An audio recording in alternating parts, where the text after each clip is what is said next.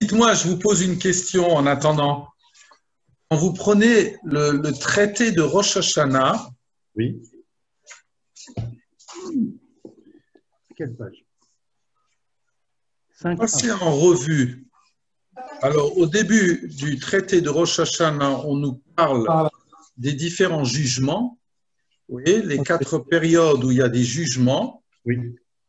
Et puis après, au milieu de ce pérec, on nous dit, je vous pose juste la question, à partir du pérec 1, Mishnah 3, Al-Shisha Chodashim Ashluchim Yotzim.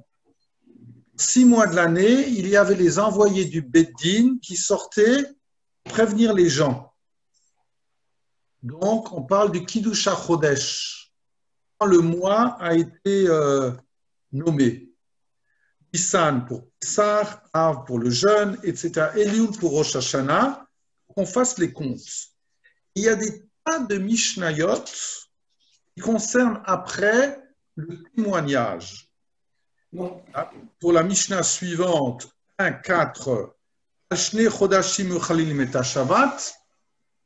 Pour 2 mois dans l'année, on profane le Shabbat. Nissan est pour Tishri.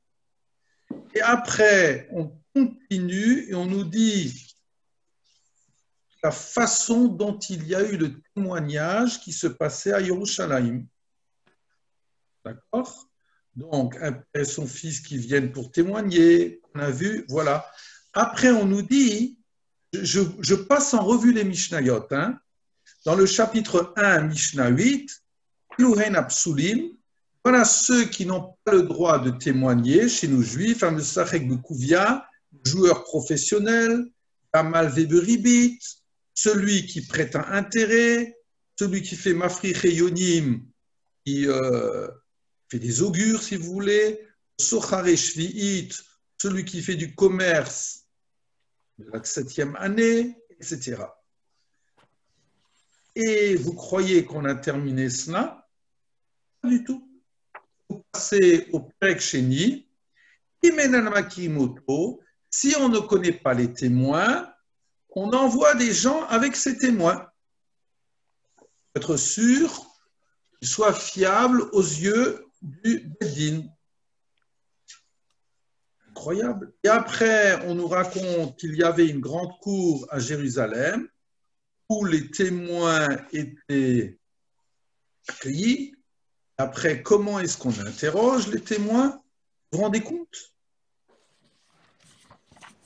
Pourquoi est-ce que dans le traité de Rosh Hashanah, je vous pose la question, pourquoi dans le traité de Rosh Hashanah, eh bien, il y a tant de pages et de pages de Gemara qui sont consacrées au problème du témoignage. Et ce n'est que dans le chapitre 3, dans le Perek Shlishi, tout d'un coup, on nous dit la shofarot kshirin, donc chapitre 3, Mishnah 2, la shofarot kshirin, chutz michel para, tous les shofarot sont cachers, sauf celui de la vache. Après, on nous parlera un petit peu du shofar. Qu'est-ce qui se passe ici? Pourquoi il y a une telle importance concernant le problème du témoignage? Quelqu'un a une idée?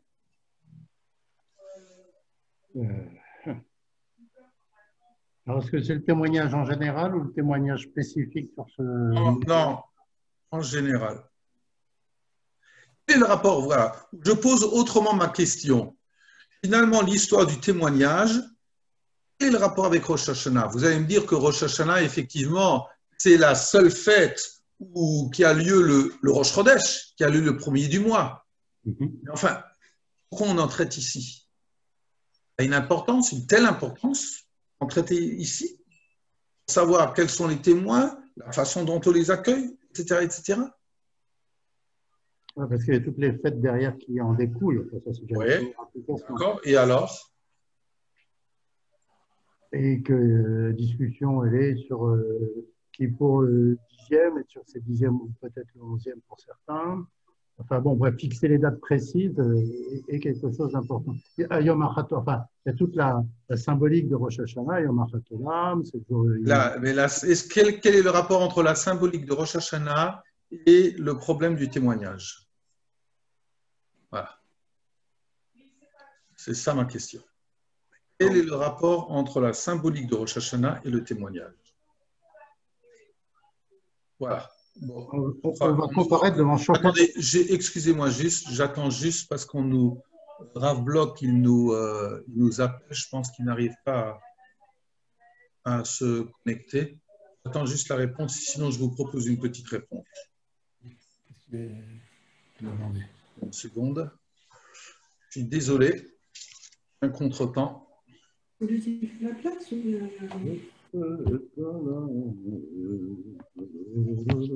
Voilà. Pas par hasard, en raison de.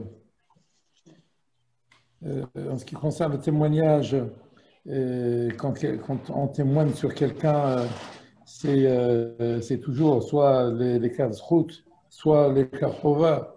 Ouais. Donc on cherche peut-être ici à trouver des zrouillottes. Il n'y a pas de zrouillottes. Je témoigne du temps. Je témoigne du temps. Voilà. C'est-à-dire, voilà, il y a la lune qui est apparue. Ah, d'accord. Hein? Oui, bon. Voilà. Alors, attendez, juste, j'entends juste mon épouse qui va me donner la réponse. Brigitte? Oui, alors? Il n'y arrive pas. Bon, d'accord. Très bien. Alors, donc, je vous propose alors une petite réflexion. Je suis désolé pour la famille Bloch. À moins que Shmuel Spingarn, là, de Épinay, il veut remplacer son beau-père. Bon. Alors, donc, regardez, je vous propose, j'y répondrai indirectement. Dans le chapitre 3, je vais reprendre les textes de référence qu'a utilisé le grand rabbin hier.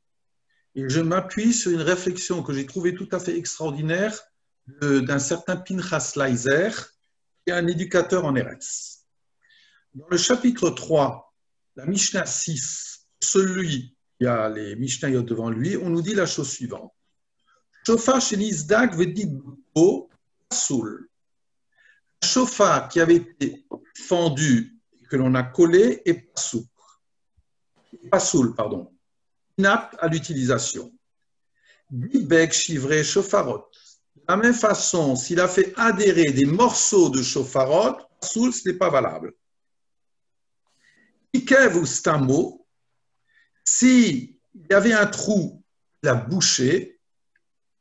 Imeakev et tatkia, si ça empêche le son, pasoul, ce n'est pas valable. Vimlav kacher, et sinon, c'est kacher. Donc, c'est chapitre 3, Mishnah 6. Chapitre 3, Mishnah 7. C'est le texte qu'avait utilisé le grand rabbin. Ato qui a le Torah bord ou le Torah doute, celui qui sonne dans un trou ou dans un puits, ou le Torah pitam ou dans une jarre, si on a entendu le son du chauffard, c'est valable. Si on a entendu l'écho, ce n'est pas valable. Donc ça, c'est la Mishnah suivante. De la même façon, Mi shehaya over achore betakneset, quelqu'un qui passe à l'arrière d'une choule.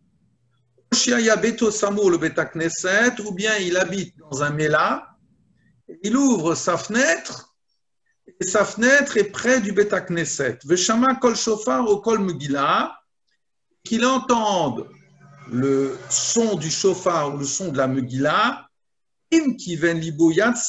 s'il a orienté, s'il s'est concentré à être acquitté de son devoir, c'est valable, et sinon ce n'est pas valable.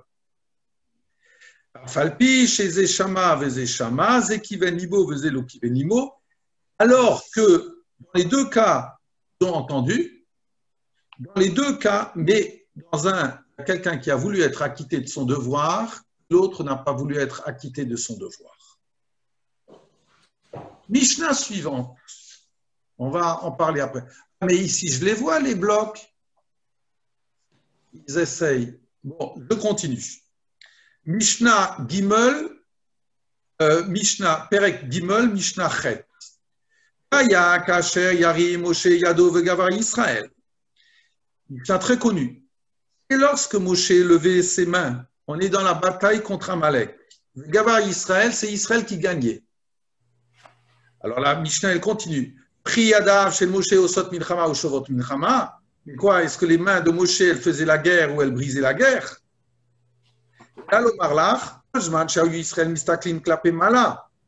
Mais si Israël, Mistaklim Klapé Mala, il regardait avec intelligence vers le haut, ils soumettaient leur cœur aux cieux, ils gagnaient. Et sinon, ils chutaient. Et la Mishnah continue en disant, tu vois un exemple analogue, c'est le Chassarav, Vesim Oto Anes, c'est dans l'histoire de Choukat. À certains moments, bien, lorsqu'il y a eu un serpent qui nous a piqué, et donc il y a des gens qui sont morts, alors il y a une tefila, on a dit à Moshe Rabbeinu, tu te fais saraf, une sorte de serpent, et tu le mets sur une bannière. Celui qui était mordu, il le regardait, il vivait. Alors, Mishnah, il continue, tu t'imagines un instant, c'est le Nachash qui fait mourir, qui fait vivre. Là, Bisman chez Israël, Mistaklim Klapé Malam Shabdin et Lidam Leavim chez Beshamaim Ayut Trapim, mais si Israël regarde vers le haut et soumet son cœur au ciel, il était guéri. Et sinon, Hayunimukim disparaissait. Après, de façon incroyable, Keresh Shotevet Katan, Keresh, donc un sourd-muet, Shoté, quelqu'un qui n'a pas sa maturité, Katan, un petit, En Motsim et Arabim Yudechovatam, ils ne peuvent pas acquitter le tzibour de leur obligation. Et Aklal, voilà la règle, quelqu'un qui n'est pas astreint à devoir, par exemple un petit, bien il ne peut pas acquitter d'autres de leur obligation. Alors, ce Pinchas Leiser, il pose la question. Il nous dit, si on voulait faire un petit peu la ligne directrice de ce Perek-là, de quoi on parle? Donc, je reprends le titre des Mishnayot. Dans le chapitre 3, Mishnah 6. Le chauffard a été fendu, c'est pas soul. Ou si j'ai fait coller un morceau d'un chauffage, c'est pas soul.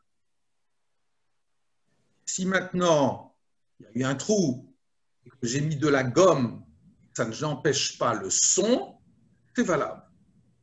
Donc, dans cette Mishnah-là, le thème de cette Mishnah, c'est un problème technique. Quel est le chauffard qui est valable? Quel est celui qui n'est pas soul?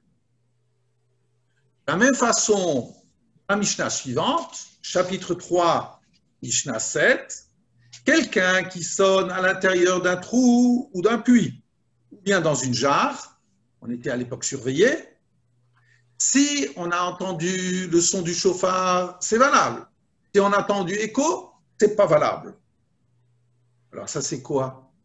Ça veut dire, de nouveau, vous avez donc le thème de cette Mishnah-là, c'est de nous interroger sur le son que j'entends. Quel est le son qui est valable, le son qui est inapte? De la même façon, si quelqu'un passe derrière la synagogue en retard, par exemple, si lui, il a entendu le son et qu'il a eu l'intention d'être acquitté, c'est valable.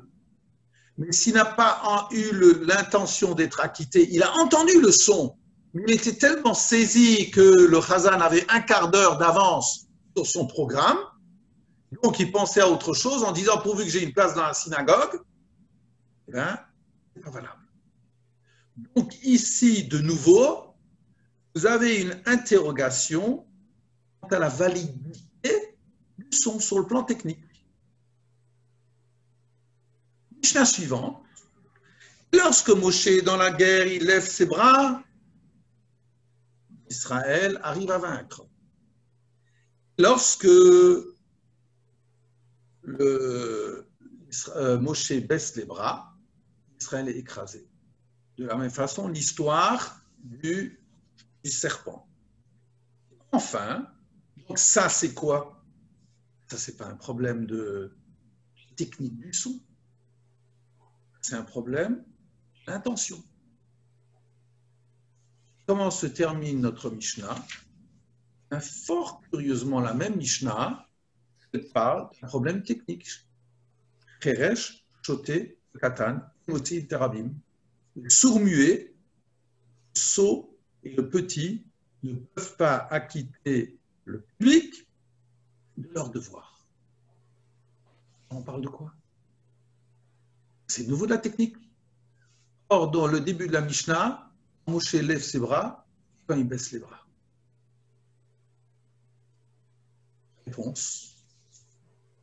Réponse, me semble-t-il, par rapport à tous ces Mishnayot,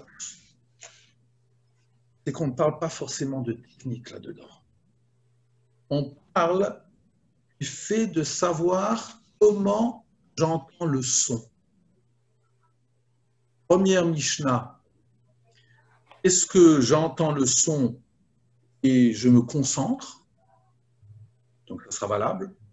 Ou si je ne me concentre pas, ça ne sera pas valable. Et Mishnah suivante, lorsque Moshe lève ses bras au ciel, je gagne la guerre. Ça veut dire lorsque je regarde avec quelle intention il lève ses bras vers le ciel, avec quelle fila, on peut gagner la guerre. Il n'y a pas de magie, ce terme-là que je voulais aboutir. Il n'y a aucune magie dans les Tukiyot. Je me rappelle en yiddish, quand j'étais gamin, les grands-parents qui parlaient en yiddish, alors il y avait une expression en yiddish, voilà, il a bien sonné, c'est une bonne année. C'est faux. C'est faux. La tekiya n'est pas un problème de qualité du son. La tequila n'est pas d'entendre ou moins entendre. Ce n'est pas cela. Le sens, la tequila, c'est inkiven libo, et d'arriver à soumettre sa vie, son existence au Ribono Shel Olam. C'est ça la tequila. C'est la raison pour laquelle notre Mishnah qui nous parle de Moshe Rabbeinu, parce qu'il lève ses bras, c'est pas de la magie là-dedans. Ça veut dire qu'il est porté par tout le kahal et les bras qui sont levés, c'est la pose, c'est l'attitude d'un maître qui est dans la tefila. Mistaklim klapemala, mistakel, c'est la shon sechel.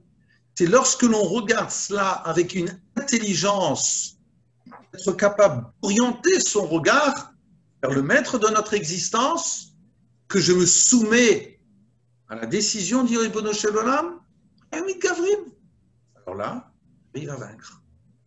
Il me lave, il me filme. Sinon, malheureusement, c'est de la magie. Donc, comme si dans toutes ces Mishnayot-là, à travers le problème de la technique, eh bien, méfie-toi. Dans la technique, il n'y a pas simplement, surtout échappe au fait de savoir, le chauffard, il doit être grand, il doit être beau, le son doit être aigu, il doit être... Mais non, il y a un au-delà à tout cela. Il y a un au-delà à tout cela. Ça veut dire que ça, c'est un instrument qui te permet à ton cœur, doit permettre à ton cœur de se soumettre à autre chose. Je terminerai peut-être juste, bon, je ne pensais pas du tout parler maintenant, j'adore citer du Gaon de Vilna que dans le El Adon, Kol HaMa'asim, on chante donc dans nos synagogues chaque Shabbat, à un certain moment on dit Chot ou Mishor Lifnei Chiso, Kesed Rachamim, Malé Chevodo. Alors, de façon classique, comment est-ce qu'on le traduit? Zechut ou Mishor Lifnei Chiso. Zechut, donc le mérite, Mishor et les droitures sont Lifnei Chiso devant le trône de Dieu. Chesed Verachamim, sa bienveillance et sa compassion, Malé Chevodo, emplissent sa gloire. C'est cela sa gloire. Le Gaon de Vilna nous dit, mais non, ce n'est pas de ça qu'on parle. Il nous dit, Zechut ou Mishor Lifnei Chiso, donc, moi j'ai traduit par le mérite et la droiture sont devant son trône. En réalité, il lui dit, Chiso, c'est Bakese le Yom Chagenu. C'est ce qu'on dira. Donc, la question classique, Ravi Kach en a parlé chaque année, je l'entendais, il posait la question, comment cela se fait-il que Rosh Hashanah précède Kippour? Question classique. Le vendredi, comme je le dis, je vais à la douche avant d'aller à la synagogue. Je me lave avant de mettre mes habits et d'aller dans le Beth Knesset. Donc, il eût été logique de passer par l'exigence de Kippour, de me nettoyer, de me purifier, d'aller au mikvé, intérieur et extérieur, et ensuite d'accueillir le Melech Malchei Amlachim, qui serait Rosh Hashanah. Donc, il eût été logique de faire passer Kippour en Rosh Hashanah. Réponse, enfin, il y a des tas de réponses naturellement, mais une des réponses, c'est celle du Gaon de Vilna. Zechut Mishor Lifnei Chiso. C'est-à-dire que Kesed Yom Chagenu, c'est aussi être caché, parce que la lune est cachée à ce moment-là. Je reviens maintenant à notre problème, c'est-à-dire c'est le premier du mois, Shashana, et le 2 de Tishri. Donc, le jour de Rosh Hashanah, je me présente devant Dieu, Zechut ou Mishor, que je suis, avec Zechuyot, mes mérites, Mishor, ma droiture. Je demande à Hachem de me juger selon ce que je suis. Chesed verachamim malé chevodo, 10 jours plus tard, ce sera Chesed verachamim. Là, les jours de Kippour, il y aura à la fois la bonté et de la bienveillance. C'est-à-dire, si je n'arrive pas à être tel que je devrais être, alors Hachem, il aura de la Rahmanout, que j'espère que je sois inscrit à une belle année. C'est cela, quelque part. Vous voyez, c'est ça, c'est comme ça que le Gaon de Vilna le traduit. Ça veut dire que je ne me montre pas. Je me rappelle, j'ai entendu Ravi Kach à la bar mitzvah d'un fils Sahel, Jérémy Sahel, hein, ça remonte à des dizaines et des dizaines d'années. Il a parlé à la synagogue de l'Esplanade. Hein. Je vous dis juste, je trouve ça extraordinaire quand quelqu'un parle, quand il dit quelque chose d'intelligent, combien le tzibour a vie d'être marqué par une parole. Vie. Une parole qui nous accompagne, qui m'accompagne. C'était à une sidra de Toldot. Là-dessus, Ravi Kach a pris la parole. Il a dit, voilà, le pasuk nous dit que lorsque Abraham allait quitter ce monde, le texte nous dit, Vaïten lo, il a donné à Yitzhak, Vaïten lo, je ne sais plus quoi. Il a tout donné à Vaïtenlo, bon, je pourrais prendre le pasouk qu'il avait. Lifni apilakshim natan matanot. Vaïten el Yitzhak et kol asher lo. Vaïten el Yitzhak et kol asher lo. Plus doucement, je t'en prie. Vaïten, comment tu dis? Vaïten le Yitzhak et Kol Asher Lo. Il faut toujours avoir un Marocain, même lorsqu'il vient d'Algérie, n'est-ce pas, Jo? Voilà. Natan Matanot. Voilà. Et au fils des concubines, il a donné des cadeaux. Alors, Avitach, il disait comme ça, Vaïten Lo, qu'est-ce qu'il a donné à Yitzhak? Il a donné la notion du lot. Kol Asher Lo, tout ce qu'il le Et Kol Asher Lo, mais lui ne traduisait pas, il lui a tout donné. Est-ce qu'il donne quelque chose au fils des concubines? Non. Vaïten le Yitzhak, et Kol Asher, double point, Lo. Tout ce qu'il donne à Yitzhak, c'est la notion du lot, Vav, lui. C'est-à-dire de lui donner ce sentiment que tout dépend de Yitzhak. Vous voyez? C'est ça qu'il lui donne.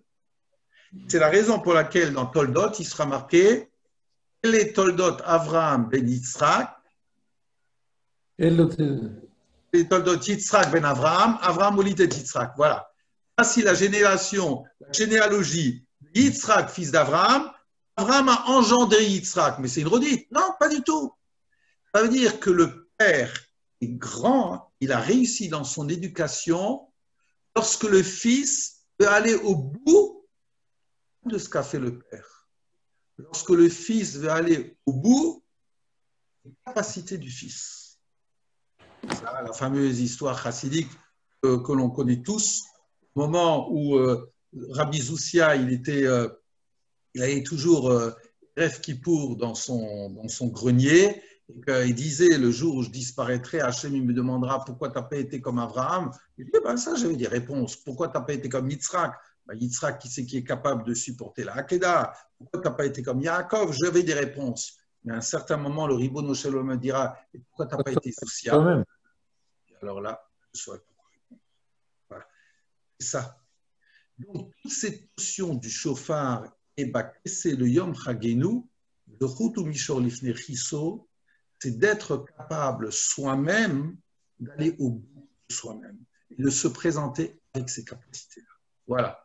Donc, il n'y a pas de magie là-dedans. C'est ça que je veux exprimer devant Hachem. Et c'est la raison pour laquelle il y aura un témoignage qui se fait très concrètement. Voilà. Je vous renvoie à la question d'avant. Je vous souhaite en tout cas une bonne soirée. Demain soir, ça sera à Rav Koriat. Je pense que de Strasbourg, j'aurai aucun problème. Voilà.